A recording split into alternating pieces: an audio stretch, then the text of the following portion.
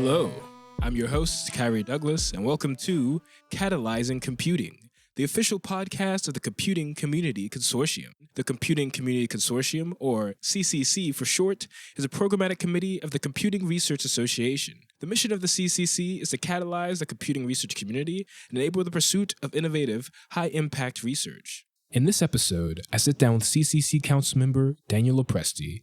Dr. Lopresti received his PhD in computer science from Princeton in 1987. In 2003, Dr. Lopresti joined the Department of Computer Science and Engineering at Lehigh University, where his research examines fundamental algorithmic and systems-related questions in pattern recognition, bioinformatics, and security. In July 2009, he became chair of the department, and in July 2015, he was named director of the DataX Strategic Initiative. In this episode, we discuss his work applying computer science to molecular biology, pattern recognition, and voting machine security. Enjoy. Okay, so you're listening to Catalyzing Computing here with Dan Lopresti. Dan, how are you doing today? Doing good. Thanks, Khari. So let's start with a little bit about your background. So where did you grow up and how did you decide to study computer science? That's ancient history, I guess. I was born in the Midwest, actually, but my family moved east to New Jersey, near Princeton, when I was about 10 years old. So if you ask me where I grew up, I would say, New Jersey. That's also where I first became involved in computing. So like a lot of people my generation, computers started to infuse and infiltrate education about that point in time. So when I was in high school, we got a couple computers that were given to us by AT&T, Western Electric at the time. And they were, I guess, giving machines access to schools in the local area. So these were terminals, actually, that connected to a computer that was actually at the AT&T Western Electric location. And there were no classes in computing or computer science, but a bunch of us got together and we started to play around with the machines. I think it's a very common theme if you talk to people, again, of my generation. I had a math teacher who was really great, Mrs. Jackson, and she got us involved. She was willing to mentor a group of us, and the group of us got interested together in computing. My father actually worked at that Western Electric facility as well, so he helped teach me some basic programming too. So I would say that was my start. Okay, so what kind of programming were you doing on these machines? In those days, I'm pretty sure it was BASIC, which is, one of the first languages a lot of people learn. And then actually then when I went to college, I had the great good fortune to go to Dartmouth, where BASIC was developed, actually. Kemeny and Kurtz developed BASIC. And also Dartmouth was one of the very first schools to get deeply into time sharing as well. What is time sharing? Time sharing is the idea of taking one computer and allowing lots of people to use it, as opposed to a personal computer, which ironically came later, but also was earlier, which is the idea that you own the machine. Right. Now, clearly, if you have one machine in a university and it's a huge, expensive machine, and only one person can use it, then clearly that's very limiting in the impact it's going to have. So time sharing was really a revelation. The idea was that you could have one reasonably powerful computer, but dozens of people could use it simultaneously and get the impression it was their own machine. Okay. Now, we've gone back to personal computing again, but if you sort of go back in that era, time sharing was really quite a big deal. So, I studied what was computer science at Dartmouth. It wasn't called that at the time. It was sort of embedded in math. A lot of it was in math, and then some of it was in engineering, but mostly in math. But it was effectively a computer science degree, even though it wasn't called that at the time. I'm also of the era that a lot of people my age would have punched cards, used punch cards. And because I was at Dartmouth, and Dartmouth was a leader in time sharing, I never punched a card. So I have not had that experience. I don't know what a punch card is. But I've seen them, but I've never used them. That's funny. So after Dartmouth, you got your PhD at Princeton, correct? That's right, yes. Could you talk about anything interesting that happened during the course of getting your PhD? Any interesting people you worked with, or... Well, that was a very different, very intense experience. So I went directly from college to grad school. And when I was in college, first of all, it never occurred to me I could get a PhD. So I'll say that right now. I mean, I looked at my professors. I had no confidence, no belief that I could be like one of them. It was just beyond the realm of imagination to me. So when I was at Dartmouth, I applied to business school. I got into a really, really good business school. And I applied to a bunch of master's programs in computer science because that's as far as I thought I could go. But I needed money. I couldn't, pay my own tuition at that point. My parents had paid for college. I didn't want to ask them to pay for graduate school. So I checked the box that said I needed financial assistance, right?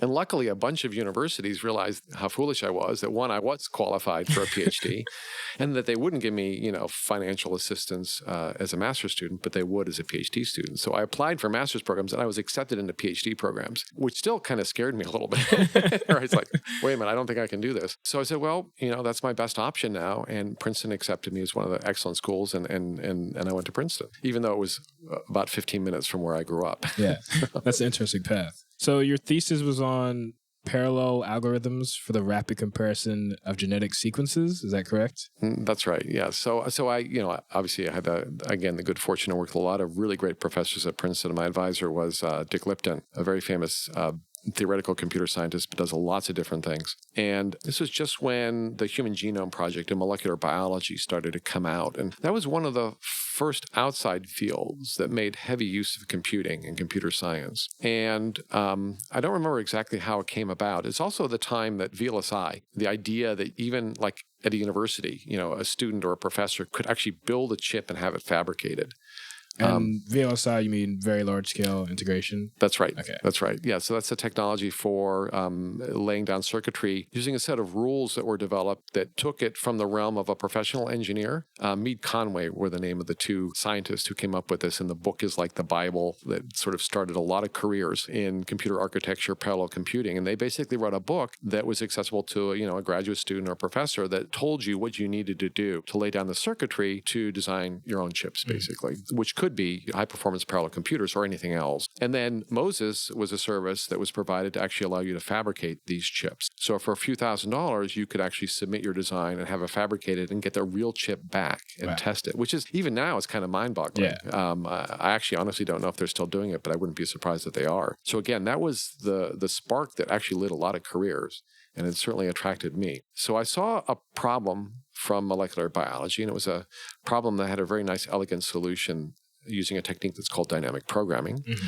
It's actually the problem of comparing genetic sequences in sort of a fuzzy, approximate way, where you allow for the fact that they're not going to be exact matches. And the algorithm, the dynamic programming algorithm, is very elegant.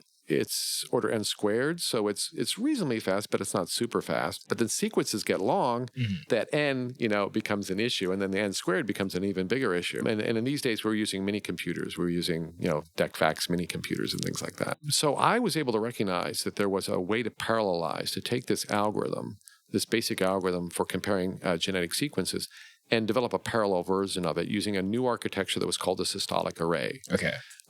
So it's a special purpose architecture just for this algorithm, but when rendered in VLSI, built as a chip, it had the potential to be tremendously faster than a mini computer. So I was able to take the algorithm, build the parallel architecture, do the layout for the chip, actually have the chip fabricated, tested it. We built an array of 300 processors that were actually hundreds of times faster than the DECFAX was doing the same problem. And that became my PhD thesis. Okay. So is that system, that kind of systolic array, still being used for like genetic sequencing?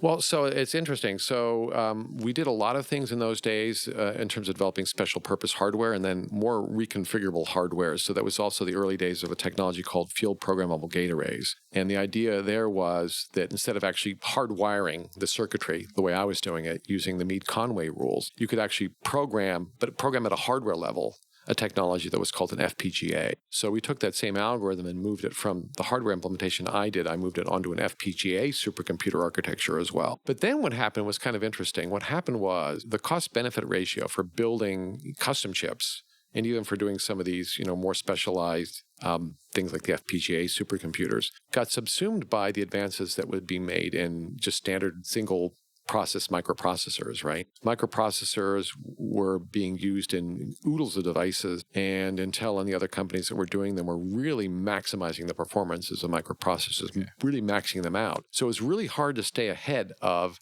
what you could go and buy from the local store. Right. Because, my special purpose VLSI system that probably took me about a year to build was hundreds of times faster than the VAX. But by that point, those machines were getting faster. So it became a race. And it was a race that microprocessors won for a very long time until fairly recently. And we started hitting some limits with clock speeds and densities and power consumption. And now it's really interesting. People are starting to turn back again to parallelism. So there sort of was a hiatus when it wasn't quite so feasible, especially in a university environment with a small team. But now parallel is becoming much, much bigger again with multi-core, with GPUs, with FPGAs. A lot of this demand is coming from machine learning and deep learning, right? So we're seeing the tide turning back again in that direction. Right. So, I mean, you've been involved with the CCC's AI Roadmap Initiative. How do you think sort of the shift to parallelism will affect the AI boom, I guess? Well, it's already happening now. So, a lot of the things that are being done now can only be done using high-performance machines, in some cases, fairly specialized machines as well. And it really is a race. And it's a race where it's a combination of the software and the hardware and the algorithmic techniques all pushing forward at the same time, right? And organizations that can push on all of those things are going to have an advantage over someone that's sort of depending on 2 or 3-year-old hardware technology, even if they got the latest algorithms. So it's a very exciting time, but it's also, there's a lot of energy and in some cases resources being poured into this. Yeah. So is there a reason why you picked a problem related to biology? Like, had you had an interest in biology, or how did it come to your attention that this was like it's like a lot of things that happen. It's just serendipity, right? So it's not like I was just chomping at the bit to do biology. You just are sitting at a table at some point and someone puts a problem up and you start saying, oh, that's kind of interesting, and then you sort of dig a little bit deeper and it gets more interesting to you, and you dig deeper and it gets even more interesting. So I can't say that there was a plan for anything that I've done. It's always been a lot of serendipity. And again, I think, I probably, if I traced it back, I could probably say that there was actually one meeting. I can't remember what it was, but there was one meeting with a germ of this idea developed, and then and I ran with it. Yeah. I guess that's how a lot of great things end up coming together. So after you got your PhD, you went into teaching, right? That's right. So I went directly from Princeton to Brown. I was at the CS department of Brown. Again, I had this sort of imposter syndrome. I didn't quite think I was worthy of being a professor. So I was a little bit like a deer in the headlights. How am I going to do all this? So that's also the time when a whole bunch of other life events happened too. So I gotten married when I was at Princeton. You asked the most interesting thing that happened when I was at Princeton. I got to say, I'm getting married. And I'm, my wife and I are still married, and it's great. But then I went to Brown, and in very short order, I started my first real job, at Brown. I was teaching, I was doing research. So, faculty members have to juggle a lot of things. And I also bought my first house because that was the right time to buy a house. And then I also had my daughter, all within a period of about 2 years. And that's a lot of life It's a lot of things happening all at once. And only in retrospect now do I realize the reason I felt so overwhelmed, because it was overwhelming to have all of those things happen at the same time. So it felt like almost an insurmountable situation that you're facing. And everyone, I think, has doubts about, whether they're able to accomplish certain things. And I was certainly at that point thinking, is this right for me? What's going on? How can I get out of this? Right. But in the end, I did persevere. I eventually left Brown to help start a lab in Princeton, using, with my advisor, Dick Lipton, and some other Princeton grads and Princeton faculty. And that was an interesting experience too. Okay. So what kind of stuff did you work on at that lab that you started? Yeah, that's where I switched. So I was doing parallel VLSI and high performance computing for biology and things like that at Brown. And me and my grad students were doing VLSI work. And the lab in Princeton was funded by a large Japanese consumer electronics company. You would know it was Matsushita, but most people would know it as Panasonic here in the U.S. And they probably weren't into high-performance parallel supercomputers and biology. It was more like the things that might affect an office environment or a consumer environment. So that's when I switched gears and started doing work in document image analysis and pen computing. Again, interestingly, some of the same algorithmic techniques apply there as well, which I thought was pretty interesting. But it's also, document analysis is a combination of computer vision, pattern recognition. We called it pattern recognition at the time, not machine learning, but it's basically the same techniques. Pen computing is human-computer interaction. As I said, the algorithmic methods were very, very similar as well. It was a very interesting field to be in. There's also some natural language in there as well. So, okay. So how do those algorithmic techniques overlap with? So it's, in the case of genetic sequences, you're looking for things that are close matches but aren't exact matches. And the same thing happens when you're looking at someone's handwriting, for example. There's no way you could write the same letter the same way, exactly the same way twice, right? There's going to be natural variation. And the same thing is true with speech. So if you look at speech or handwriting or genetic sequences or text in a language, they're all signals over an alphabet, right? So the alphabet, if you're talking about natural language, it's English, it's a 26 characters in English. If you're talking about genetic sequences and DNA, it's the 4 nucleotides that make up DNA or RNA. If it's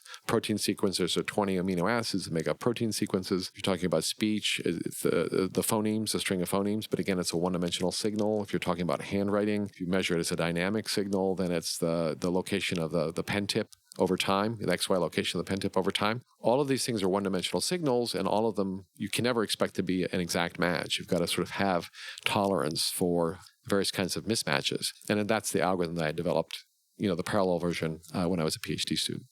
Can you say what kind of specific applications you were developing for Panasonic? And one of the things I did that I think was the coolest thing, well, actually a couple things that I did, and there's some patents there as well. We did some very early work on 2D barcodes, which I thought was pretty cool. I knew nothing about barcodes at the time. So this is just like go to the grocery store, you scan your item.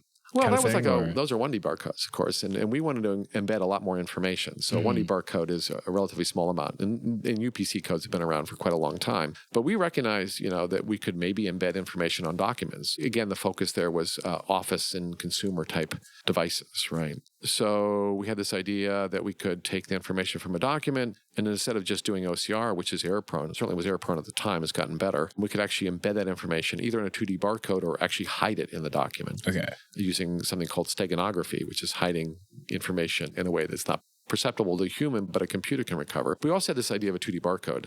How are you hiding that in the document? Oh, so you could actually play around with the typography, right? Uh-huh. So, for example, the serifs are the little decorative things that hang off letters in certain fonts. So you could actually play around with the serifs in a way that encodes information, but you as a reader would not even notice that the serif is missing here, which encodes a 0. This one is present here, so it encodes a 1. That's one example of some of the techniques you can use. You can also play around with the spacing a little bit, so that you wouldn't look at it and say, that's really odd, but actually would encode information, hundreds of bits or thousands of bits that way. So then what kind of application? Application services. So we use these ideas, either the barcode or the idea of embedding the encoding in the document. This is in the early days of the web. So the idea that you could access a document through a handle, which we now call a URL or a UDI or something like that, was starting to come to the fore. And if you look at what a regular copier does, a regular copier makes a second-generation copy of something, so it's never as good as the original, right? So our idea, and I thought this was quite clever, was we embed, a digital pointer to the document, either in a 2D barcode or somehow by hiding it in the document typography. And then instead of making a regular photocopy, we actually use that to grab the original version of the document from online and print the original document. Yeah. Or you can inform the user, oh, by the way, there's a later version of this. And imagine just doing this from a copier. Right. I mean, obviously you can do it from a computer, but doing it from a copier, right? So there's some patents that we had on that, and we called it the perfect copier for obvious reasons, right?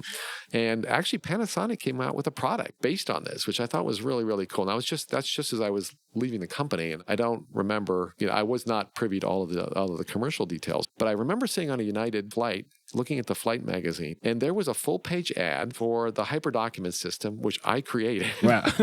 And, oh, by the way, there was an image of the 2D barcode, which I created, and which I'm sure I still had the code that would actually read it back again, right? Because I wrote the code. Yeah. And I thought that was pretty cool. Wow, that is pretty cool. So I kind of cut you off. So could you explain a little bit more about the 2D barcode? How that's different from the 1D? Well, right. So now, we have QR codes, right? So this is before QR codes. In fact, there had been some previous 2D barcodes, but very, very few when we first did this work. But the code that we came up with looks very much like what you would recognize as a QR code right now, right? And we had to develop a technique that was reliable, from reading off a paper document, a document that had copied or had been rotated a little bit. So you have to build robustness in. It's not processed the same way as a 1D barcode is. The scanners that read UPC codes are incredibly robust, but they're dealing with a much simpler problem. So we wanted to encode hundreds or thousands of bits. And as a result, you need some special design for the barcode, the 2D barcode, and then software that will read it. We also had to avoid some of the existing patents that already were present. There were a couple patents that we had to work around, and we had to develop some techniques that would work around them too. Okay. Interesting. So another thing you have a patent in is a few related to methods and apparatus for defending against telephone-based robotic attacks. Can you talk about what those are? What is a telephone-based robotic attack? Well, I think we're all experiencing telephone-based robotic attacks right now. So you're getting these junk phone calls, people trying to get you on the phone, and they can actually get through to you if you don't have ways of blocking them. So this was the adaptation of an idea that appeared a little bit earlier in the web domain called a CAPTCHA. And the basic idea of a CAPTCHA is to distinguish between human users of a system and automated users of a system. Right. So the idea is you might develop a web service that's totally free, so you don't really require registration or a credit card or anything. But you want to make sure that it's humans, it's real people using your system, not some kind of automated bot that's scraping information from you and sort of stealing your intellectual property. So CAPTCHAs were developed to distinguish between humans and machines by presenting a visual problem, often an OCR problem,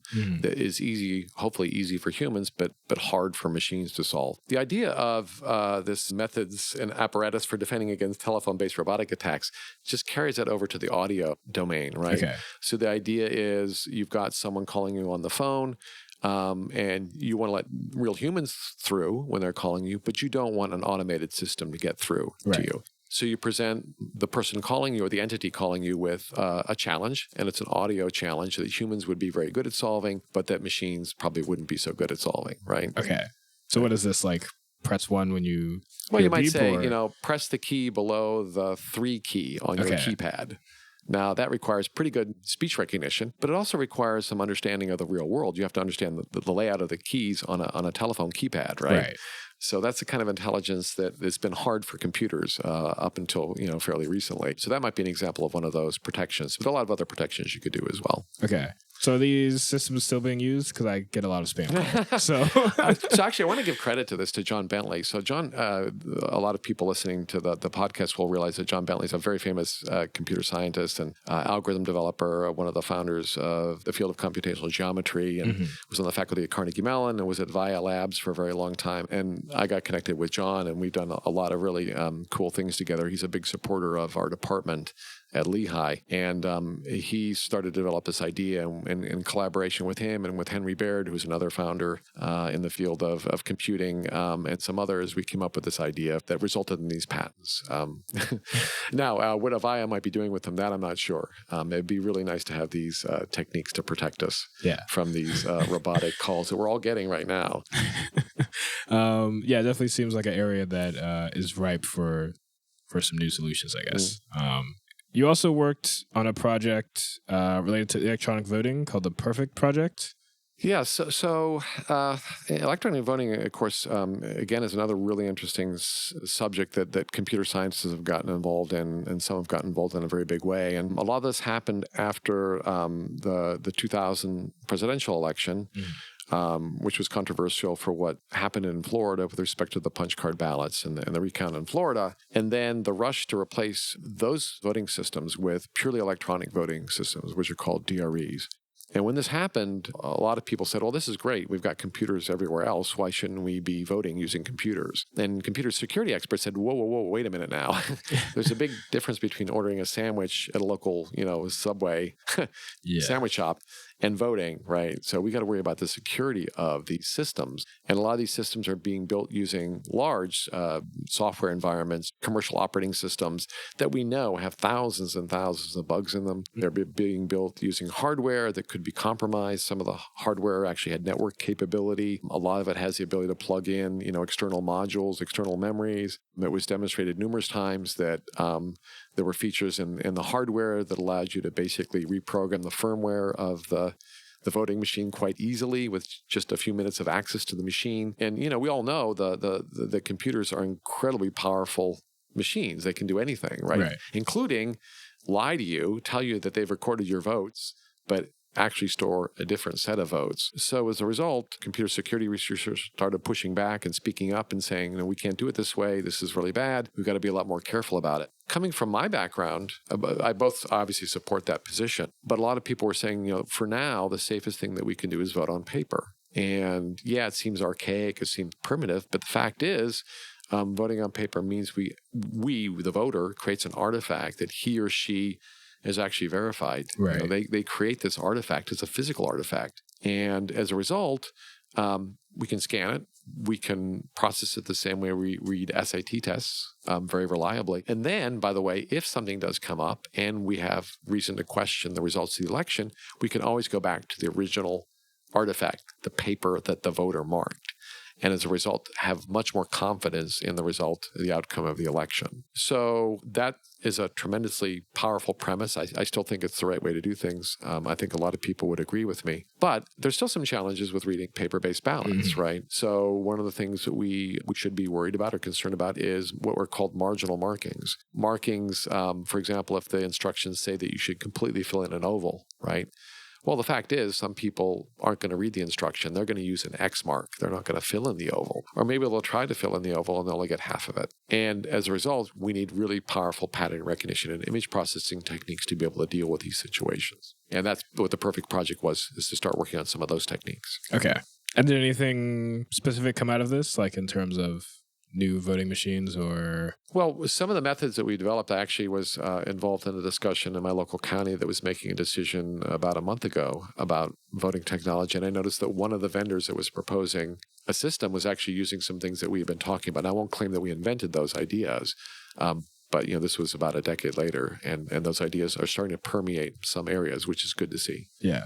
On a political level, what do you think is necessary to push the idea that we need paper voting systems and not electronic voting systems? Well, the good news is there are a lot of people and a lot of places that are pushing this forward. There are a lot of states, and even at the federal level, there are a lot of lawmakers who are understanding the case and making the case for a switch to verifiable paper-based voting systems. So there's a lot of laws and proposed laws that are floating around now. Different places are making different transitions. In my state, we're making a move led by the leadership in our state towards safer voting systems overall. I think we were in a very weak position until recently, and we're now making a transition where some of the systems, some of the counties are actually adopting better systems. It's going to be a long process, I think. The U.S. is a very interesting place where everyone gets to make their own decision about what we use. You can't have a dictate from on high, and it's probably more robust that we actually have this more distributed approach to making those decisions. But I would like to see everyone be well informed about the advantages and disadvantages and not think that paper is like old-fashioned. Right. It is interesting because it seems like not only on a state level, but a lot of voting is controlled on a county level throughout the U.S., which... Absolutely. Yeah, it's a very interesting system we have here in the U.S. And when I give talks about this other places, I've given talks in Europe, for example, I have to explain, by the way, you have to understand the way things work in the U.S., and it's not the way it works here. That's it for the podcast. We'll be back next week for part 2 of my interview with Dan. In that episode, we discuss a few of the courses he's currently teaching, the Code 8.7 conference on using AI and computational science to end modern slavery, and the future of intelligent infrastructure. Until then, remember to like, subscribe, and rate us 5 stars on iTunes. Peace.